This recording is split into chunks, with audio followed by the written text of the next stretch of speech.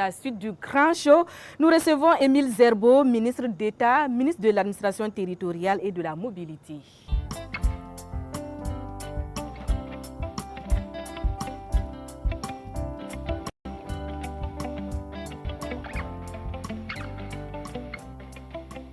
Monsieur le ministre, merci de nous rejoindre et surtout merci de suivre avec nous ce reportage sur les acquis de votre département ministériel en 2025. Oui, on va dire que 2025, une année de réforme profonde de l'administration burkinabé, du nouveau découpage territorial à la réorganisation des institutions en passant par les lois majeures encadrant la vie publique.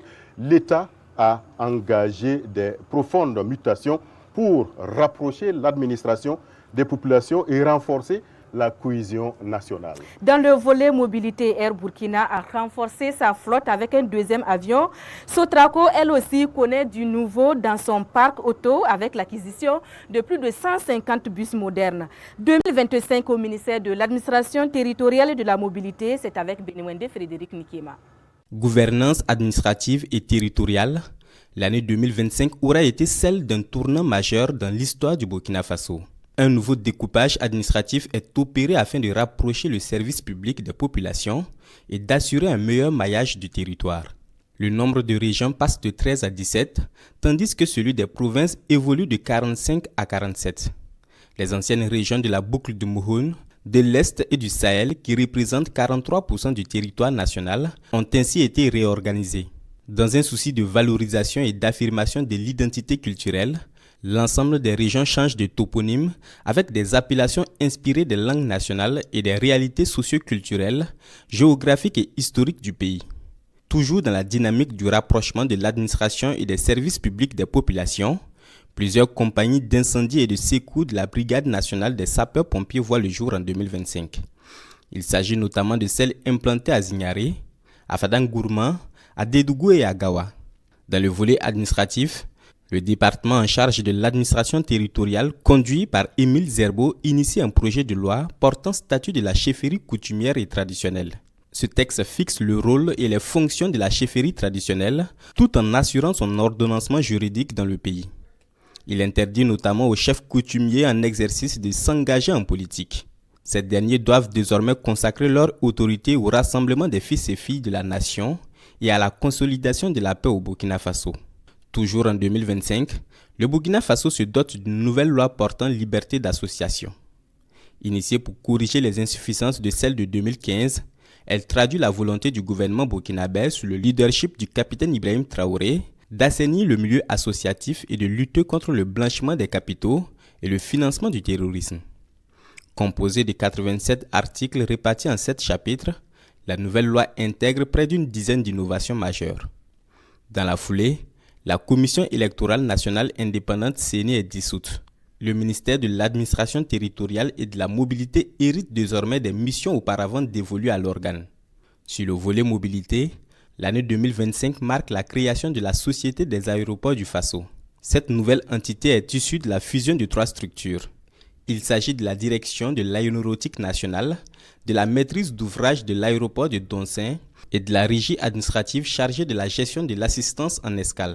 La Société des aéroports du Faso a pour objectif une meilleure gouvernance et un développement accru du secteur aérien. Dans le même registre, Air Burkina renforce sa flotte avec l'acquisition d'un deuxième aéronef. D'une capacité de 98 passagers, le nouvel embrailleur 190 a atterri le 30 octobre dernier à l'aéroport international de Ouagadougou. Une acquisition porteuse d'espoir pour un nouveau souffle de la compagnie nationale. Enfin, en plus de détenir la totalité des actions de la Sotraco, l'État burkinabé améliore le parc automobile de la société avec l'acquisition de nouveaux bus modernes aux commodités élevées.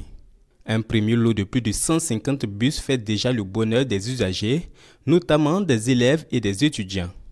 Des acquisitions aussi bien en bus qu'en aéronef, qui selon le chef du département en charge de la mobilité vont se poursuivre afin de garantir un transport plus accessible et à moindre coût aux populations burkinabées. Monsieur le ministre d'État, vous venez de suivre donc ce reportage. Quels sont les autres éléments que vous souhaiterez annoncer pour compléter ce reportage qui a fait un bilan d'État? Merci. Je pense que vous avez fait un aperçu des activités du MATM, mais je peux faire quelques ajouts de points importants. Je peux parler des états généraux de la décentralisation qui ont eu lieu à Ouagadougou après des consultations régionales qui ont permis de faire un diagnostic de notre décentralisation, d'en tirer des conséquences, de proposer un texte de loi qui a été adopté le 30 décembre dernier. Je peux ajouter également les états généraux des transports terrestres et maritimes qui ont permis, il y a eu beaucoup d'engouement lors de ces états généraux qui ont permis d'ouvrir la voie à des réformes majeures. Il y a d'autres points, mais je peux me limiter à cela. Au nombre de ces points, nous avons l'adoption du nouveau Code général des collectivités territoriales, adopté à l'unanimité. Quelles sont les innovations majeures que les citoyens doivent retenir de ce code? Alors, il va être difficile de les citer telles elles sont nombreuses parce qu'il s'agit au bas mot de 40 innovations, mais je pourrais aborder quelques-unes. Déjà, après le diagnostic, nous nous sommes rencontrés qu'avec cette décentralisation que nous pratiquions depuis plusieurs années déjà, on s'est rendu compte que la décentralisation n'était pas très accrochée à la déconcentration, de sorte que ça créait un certain nombre de problèmes. Donc ce texte va permettre déjà de renforcer les liens entre les structures déconcentrées et les collectivités territoriales sous la houlette du chef de circonscription administrative. Il y a aussi que le mode du choix du premier responsable donc des collectivités territoriales va changer. Elle va se faire aujourd'hui au suffrage universel direct quand nous serons en mesure d'y aller. Il y a que ce dernier aura un contrat d'objectif. Alors il ne sert pas d'être maire et puis de faire tout ce qu'on veut. Non, aujourd'hui, on veut que le maire soit, je n'ai pas peur de le dire, soumis au chef de circonscription administrative, pas dans toutes les situations, mais qu'il rende compte, les textes le prévoient, mais aujourd'hui, que le chef de circonscription administrative peut contrôler l'action du maire. Il y a aussi que nous ne sommes plus dans la situation où il faut continuer à parler de mairie ou de commune rurale ou commune urbaine. Nous avons changé de catégorisation et il s'agit aujourd'hui de parler de communes de moyen exercice ou de plein exercice avant d'atteindre le statut de commune à statut particulier. Alors, qu'est-ce qu'il faut dire des communes de moyen exercice? Il s'agit de celles qui ont un budget inférieur à 50 millions. Nous nous sommes rendus compte que beaucoup de communes avaient des difficultés. Alors, ces communes-là seront, si vous permettez le terme, placées sous curatelle ou sous tutelle, c'est-à-dire qu'ils seront dirigés par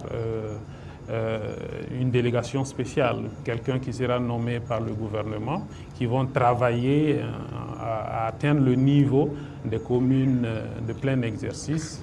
Et si jamais les choses avancent bien, être demain une commune à statut particulier. Il y a aussi que la situation nous a amenés à mettre en place parmi les commissions permanentes une commission sécurité et défense civile. Et pour les autres commissions qui existaient déjà, il a fallu faire un réaménagement pour prendre en compte le domaine de l'agriculture qui est très important aujourd'hui. Je peux me limiter à cela parce que d'autres occasions nous permettront de citer les autres innovations. Et notamment, quelle est la vision globale qui sous-tend les grandes réformes et actions de votre département? Alors l'administration du territoire, joint à la mobilité, on va dire que c'est un domaine assez important. On ne peut pas avancer, reformer un État, refonder un État sans s'occuper en réalité des questions de développement local qui rentrent dans le cadre de la décentralisation, de s'occuper de ceux qui doivent participer à aider l'État à apporter la cohésion sociale. Donc à notre niveau, c'est de faire tout ce qui est de notre mieux pour que les innovations puissent impacter nos populations. Monsieur le ministre, un message particulier, sinon nous allons vous dire merci. Alors, merci déjà de me recevoir. Bonne heureuse année à tout le peuple burkinabé et leur dire que tout ce que nous faisons aujourd'hui sous la houlette du capitaine Ibrahim Traoré, c'est pour arriver au développement et à ce que ces populations-là s'en sortent de la situation dans laquelle ils sont et leur permettre de mieux vivre. Merci d'avoir accepté l'invitation de la télévision et de la radio du Burkina. Je vous remercie.